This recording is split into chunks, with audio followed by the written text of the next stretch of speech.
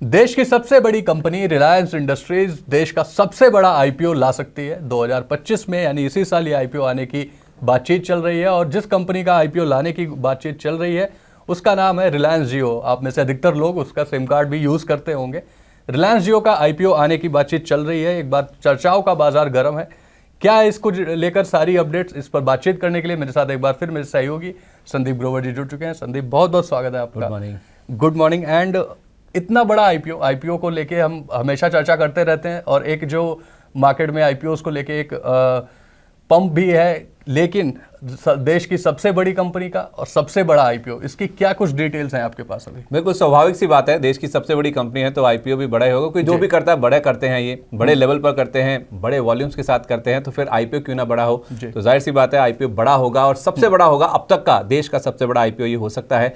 और इनफैक्ट आपको बता दें, इनकी टेलीकॉम कारोबार से जुड़ी हुई सब्सिडरी है रिलायंस जियो, जिसका आईपीओ लाने की तैयारी है। इसकी बातचीत शुरू हो गई है, ऐसा कुछ सोर्सेज के हवाले से खबरें आ रही कि इन्होंने इसकी जो पूरी तैयारियां हैं वो जोरों शोरों से शुरू कर दी। इसके जो प्री आईपीओ प्लेसमेंट है उसको लेकर भी बातचीत हो रही है। तो उस लिहाज से देखा जाए, ये जो आईपीओ हम कह रहे हैं कि सबसे बड़ा हो सकता है, आई मीन इसका जो साइज है 35,000 से 40,000 करोड़ रुपए के बीच में हो सकता है। ऐसी बाजार में जो सुगबुगाहट है वो इस आईपीओ को लेकर चल रही है। तो उस लिहाज से देखा जाए इसमें फ्रेश इशू भी होगा और उसके साथ साथ ओएफएस यानी कि ऑफर फॉर सेल, यानी कि इसके जो मौजूदा निवेशक हैं उनकी ओर से भी हिस्सा बेचा जा सकता है। तो अब तक का सबसे बड़ा आईपीओ होगा जिसमें ओएफएस भी होगा और उसके साथ साथ फ्रेश इशू का पार्ट भी होगा जी। और इस आईपीओ का साइज क्या रहने वाला है, इसको लेके कुछ डिटेल्स हैं क्या आपके पास? बिल्कुल, जो साइज की बात जैसे मैंने कहा कि 35,000 से 40,000 करोड़ रुपए के बीच में इसका जो साइज है वो हो सकता है। और इसमें दोनों ही चीजें हैं, फ्रेश इशू भी होगा और इसके साथ साथ ओएफएस का पार्ट भी होगा जी। लेकिन एक अहम सवाल, जब भी हम देखते हैं ओएफएस में तो सारा पैसा जाता है, लेकिन जब फ्रेश इशू होते हैं तो वो पैसा कंपनी के पास जाता है। तो इसमें क्या बाइफर्केशन हो सकता है? फ्रेश इशू कितना होगा और ओएफएस कितना होगा, यानी अंबानी जी कितना पैसा लेंगे और कंपनी को कितना पैसा मिलेगा इसमें? ये काफ़ी अच्छा सवाल है। और इनफैक्ट जब आईपीओ आते हैं, हमने देखा है कि 2024 में बहुत लंबी लिस्ट थी जिन कंपनियों के आईपीओ आए थे। उसमें ओएफएस का पार्ट कितना बड़ा होता है, कंपनी के पास कितना पैसा जाता है, फ्रेश इशू जितना बड़ा होगा उतना ही पैसा केपेक्स में इस्तेमाल होगा या कंपनी के खुद के बिजनेस के ऊपर, कारोबार के ऊपर इस्तेमाल होगा। तो ये रकम देखना कि कंपनी के पास कितनी रकम जाएगी और ओएफएस में कितने निवेशक हैं जो कि पैसा लेके निकल रहे हैं, वो देखना बहुत इंपॉर्टेंट होता है। अभी तक इसको लेकर क्लैरिटी नहीं है कि ओएफएस का पार्ट कितना होगा और जो फ्रेश इशू है वो कितना बड़ा होगा, यानी कि कंपनी के पास कितनी रकम आएगी। लेकिन हाँ, ये जरूर है कि जो ओएफएस का पार्ट है वो फ्रेश इशू के मुकाबले बड़ा हो सकता है, ये जरूर है। और उसके पीछे भी रीजन है जिस वजह से ये कयास लगाए जा रहे हैं कि ओएफएस का पार्ट बड़ा हो सकता है। दरअसल आपको बता दें कि ये जो कंपनी है रिलायंस जियो, इसमें बड़ा निवेश आ चुका है इनके जो निवेशक हैं उनकी ओर से, जिस वजह से माना जा रहा है कि जो बड़े निवेशक हैं वो या तो पार्शली अपना स्टेक बेच सकते हैं या उनकी ओर से एग्जिट हो सकता है, जिस वजह से ये जो ओएफएस का पार्ट है वो काफी बड़ा हो सकता है। इनफैक्ट आपको बता दें कि क्यों ओएफएस का पार्ट बड़ा होगा। जियो प्लेटफॉर्म्स के तहत ये कंपनी ऑपरेट करती है, उसी के अंडर पूरा कारोबार है इनका, जो टेलीकॉम कारोबार है जियो प्लेटफॉर्म्स के तहत।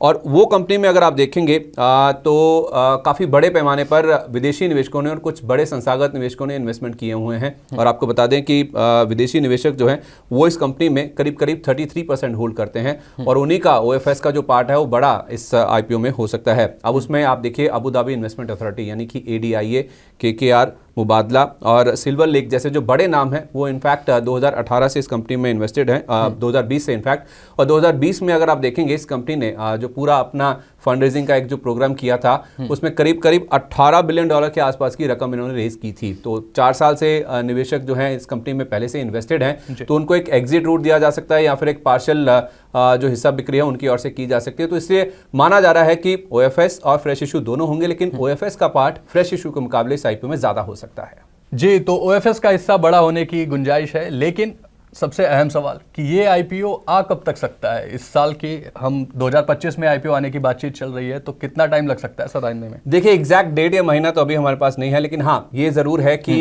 इस साल की जो दूसरी छमाही यानी कि जो सेकंड हाफ है जून के बाद ये आईपीओ जो है वो मार्केट में आ सकता है। जाहिर सी बात है, इतना बड़ा आईपीओ है, अभी तो केवल प्री आईपीओ प्लेसमेंट की ही बातचीत चल रही है, तो उस लिहाज से काफी तैयारियां करनी होंगी, इतना बड़ा इशू है। तो साल का जो दूसरा हिस्सा है, जो दूसरी छमाही है, second half of the year 2025 की हम बात कर रहे हैं, तो आप मान सकते हैं जुलाई से दिसंबर के बीच में कभी भी आईपीओ आ सकता है। तो कम से कम 6 महीने का समय लगेगा और सेकंड हाफ में ही आप एक्सपेक्ट कीजिए कि रिलायंस की तरफ से ये जो आईपीओ है वो मार्केट्स में आता हुआ दिखेगा। जी। अब इससे जुड़ा एक और सवाल है सर कि जियो के आईपीओ की बात हो रही है, लेकिन कंपनी की वैल्यू क्या है, इसकी वैल्यूएशन किस बेसिस पे डिसाइड की गई है, क्या क्या फैक्टर्स हैं इसमें, और कितनी वैल्यूएशन कंपनी प्रोजेक्ट करके ये आईपीओ लाने की कोशिश करेगी? ये बहुत इंपॉर्टेंट सवाल है। हर किसी के मन में यही चल रहा है कि रिलायंस जियो का जो वैल्यूएशन होगा या फिर रिलायंस जियो प्लेटफॉर्म्स का जो एक वैल्यूएशन होगा, उसी के बेसिस पर रिलायंस इंडस्ट्रीज का जो शेयर है उसकी भी चाल निर्भर होती हुई नजर आएगी, क्योंकि जितनी वैल्यू उसमें से निकलेगी, वैल्यू अनलॉकिंग होगी, उतना ही ज्यादा रिलायंस इंडस्ट्रीज के स्टॉक के ऊपर भी इंपैक्ट आता हुआ दिखेगा। अब आपको ब्रोकर्स के जो एक्सपेक्टेशन है वो बताता हूँ। ब्रोकर्स मान के चल रहे हैं कि $100 बिलियन के आसपास की जो वैल्यूएशन है वो जियो प्लेटफॉर्म्स की या फिर रिलायंस जियो की देखने को मिल सकती है। हालांकि कुछ सोर्सेज का ऐसा मानना है कि कंपनी इससे ऊपर करीब $120 बिलियन के आसपास की जो वैल्यूएशन है, इस वैल्यू के बेसिस पर जो पूरा आईपीओ है वो लाने की तैयारी कर रही है। अब क्यों कर रही है? ब्रोकर्स तो कह रहे हैं कि $100 बिलियन के आसपास की वैल्यू है, लेकिन कंपनी खुद मान रही है कि $120 बिलियन के आसपास का वर्थ इस कंपनी का हो सकता है। उसके पीछे रीजंस हैं, ये आपको बहुत ध्यान से और कीनली समझने की जरूरत है। देखिए, नेक्स्ट जेन जो टेक्नोलॉजी है उसमें जियो प्लेटफॉर्म की ओर से काफी बड़े पैमाने पर निवेश किया गया। आपको याद होगा हाल ही में इन्होंने जो ग्लोबल चिप कंपनी है, ग्लोबल चिप जायंट है एनवीडिया, उनके साथ एक पार्टनरशिप किया था। एआई लैंग्वेज मॉडल को डेवलप करने के लिए जो करार है वो कंपनी की ओर से किया गया था। इनफैक्ट इनोवेटिव सॉल्यूशंस के जरिए एआई स्पेस में इस कंपनी की फिर से एक बार डिस्ट्रप्शन लाने की तैयारी है। जिस तरह से हमने जियो में देखा था जब वो लॉन्च हुआ था, आई थिंक 2016 में लॉन्च हुआ था, और जब वो लॉन्च हुआ था उस तरह से उसके बाद उन्होंने टेलीकॉम मार्केट को किस तरह से डिस्टर्ब किया था, किस तरह से उसमें एक धमाल मचाया था, वैसा ही कुछ अब ये एआई स्पेस में करना चाह रहे हैं। जिस तरह से इन्होंने एनवीडिया के साथ एआई लैंग्वेज के साथ जो करार किए हैं उसमें पूरी तैयारी अब इस तरह की चल रही है। एक टेक्नोलॉजी और उसके साथ साथ एआई पर फोकस के जरिए जो स्टार्टअप्स हैं उनके ऊपर एक कंपेटिटिव एज लेने की जो कोशिश है वो ये कंपनी करती हुई नजर आ रही है। जिस तरह से इन्होंने एनवीडिया के साथ भी करार किया है सैटेलाइट इंटरनेट सर्विसेज लॉन्च करने के लिए, ऑलरेडी इनके पास जो नियामक मंजूरियां हैं पहले से ही मौजूद हैं। और उसके साथ साथ आप देखिए पिछले 5 साल में अगर आप देखेंगे तो रिलायंस इंडस्ट्रीज ने टेलीकॉम, इंटरनेट और उसके साथ साथ डिजिटल बिजनेस में देखें तो करीब करीब $3 बिलियन के आसपास का इन्वेस्टमेंट किया है। और ज़्यादातर ये जो पूरा इनका टेक्नोलॉजी वाला पार्ट जो है, नेक्स्ट जेन जो टेक्नोलॉजी है उसके ऊपर या फिर रिटेल फॉर दैट मैटर, ये पूरा जियो प्लेटफॉर्म्स के जरिए ही रूट हुआ है। तो उस लिहाज से जो ब्रोकर्स एक्सपेक्ट करके चल रहे हैं उससे ज्यादा वैल्यू कंपनी मान के चल रही है। इसलिए माना जा रहा है कि $120 बिलियन के आसपास के जो वैल्यूएशंस हैं उस वैल्यू पर आपको ये आईपीओ आता हुआ नजर आ सकता है, जिस वजह से करीब 35 से 40 हज़ार करोड़ रुपए की जो रकम है वो इस कंपनी की ओर से रेज की जा सकती है। जी बिल्कुल, $120 बिलियन की वैल्यूएशन काफ़ी हाई वैल्यूएशन है, लेकिन अब ये समझना होगा कि इनका टेलीकॉम कारोबार कैसा है, टेलीकॉम बिजनेस कैसा चल रहा है सर, क्योंकि ये आईपीओ भी इनके टेलीकॉम बिजनेस का ही आ रहा है। तो रिलायंस जियो का टेलीकॉम बिजनेस है उस पर आपका क्या व्यू बन रहा है अभी? बिल्कुल, ये जो वैल्यू है ना उसमें ये जो रिलायंस जियो का पार्ट है जो बिजनेस है, क्योंकि ये मार्केट लीडर है, 2016 में लॉन्च हुए थे और लॉन्च करने के बाद भी आप देखिए रेवेन्यू के हिसाब से देखें या रेवेन्यू मार्केट शेयर के हिसाब से ये लीडर हैं इस पूरे स्पेस में। इनफैक्ट आप देखेंगे अक्टूबर एंड तक के नंबर्स मेरे पास हैं, 46 करोड़ ग्राहकों का इनके पास पूरा जो एक क्लाइंट बेस है।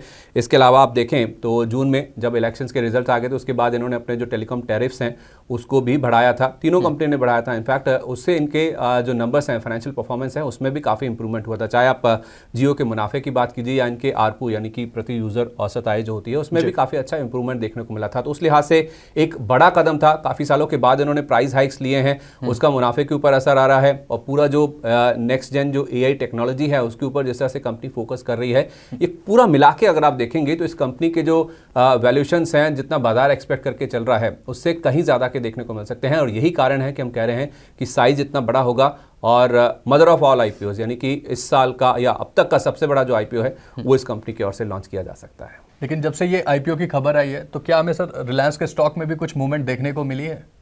रिलायंस का शेयर आप देखेंगे बहुत ठंडा पड़ा हुआ है, अपने 52 वीक लो के आसपास कारोबार कर रहा है। उम्मीद तो थी कि इस खबर के ऊपर रिएक्ट करता हुआ दिखेगा, लेकिन अभी शायद बाजार इसके ऊपर रिएक्ट करने के मूड में नहीं है। इनफैक्ट आपको बताऊं, थोड़ा सा अगर कॉन्टेक्स्ट दूं आपको, ये जो रिलायंस के शेयर में गिरावट आई है, आई थिंक गिरावट आई भी इसी आईपीओ की वजह से ही है। अब आप कहेंगे कि कैसे? आईपीओ की वजह से तो तेजी आनी चाहिए क्योंकि वैल्यू अनलॉक होगी। आपको याद होगा 2019 में जब एजीएम हुई थी, उन्होंने कहा था कि 5 साल में हम रिलायंस जियो और रिलायंस रिटेल दोनों के जो आईपीओ हैं उसको लेकर जो पिक्चर है वो क्लियर कर देंगे।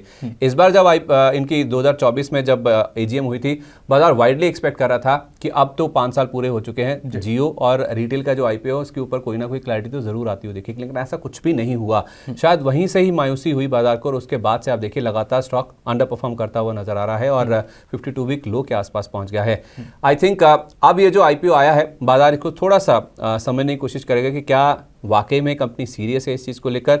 लेकिन हाँ, अगर इस चीज़ की पुष्टि हो जाती है कि हाँ कंपनी बातचीत कर रही है, प्री आईपीओ प्लेसमेंट के ऊपर फोकस चल रहा है कंपनी का, तो स्टॉक जाहिर सी बात है रिएक्ट करता हुआ नजर आएगा भी और इसमें एक्शन दिखेगा भी। और आज सुबह हमारी ओपनिंग बज में मेरे एसेट मैनेजमेंट शेर खान के जो ऑल्टरनेट रिसर्च के हेड हैं सोमिल मेहता जी, उनसे बातचीत हो भी रही थी। उनका मानना है कि अगर आप शेयर को देखेंगे तो यहाँ से खोने के लिए काफ़ी कम नजर आता है। आप थोड़ा सा मीडियम टू लॉन्ग टर्म का नजरिए लेके चलेंगे तो स्टॉक में 1350 रुपए तक के जो जोन्स हैं वो भी देखने को मिल सकते हैं। तो स्टॉक ऑलरेडी काफ़ी ज़्यादा अंडर परफॉर्म कर चुका है, गिर चुका है, गिरावट काफ़ी हो चुकी है, अपने 52 वीक लोज के आसपास चल रहा है। एक स्टॉप लॉस लगा के इस शेयर में सोमिल मेहता जी का मानना है कि ऊपर में 1350 रुपए तक के टारगेट्स के लिए आप जरूर अप्रोच कर सकते हैं। आएगा एक्शन दिख सकता है, आईपीओ की खबर जैसे जैसे और पुख्ता होगी और ज़्यादा अपडेट्स आएंगे, स्टॉक रिएक्ट करता हुआ दिखेगा जी। और 2024 में रिलायंस ने सर कई सालों बाद पहली बार नेगेटिव रिटर्न भी दिया 10 साल के बाद पहली बार, 10 साल में पहली बार हुआ। इनफैक्ट 6% नीचे बंद हुआ, निफ्टी 9% ऊपर था। और स्टॉक ने 10 साल में पहली बार ऐसा हुआ कि एनुअली यानी कि सालाना बेसिस पर पहली बार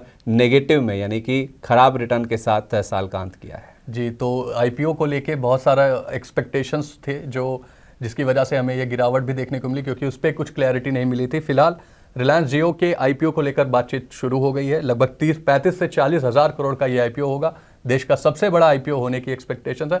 इस पर जो भी नए अपडेट्स आते रहेंगे वो हम आप तक फिर से पहुंचाते रहेंगे, ऐसे ही वीडियोस के जरिए, ऐसे ही एक्सपर्ट एनालिसिस के जरिए। तो Sandeep ji, thank you so much हमारे दर्शकों के सामने ये आईपीओ का पूरा क्लियरिफिकेशन देने के लिए। और मैं दर्शकों से भी यही कहना चाहूँगा कि आप बने रहिए हमारे साथ और देखते रहिए मनी नहीं।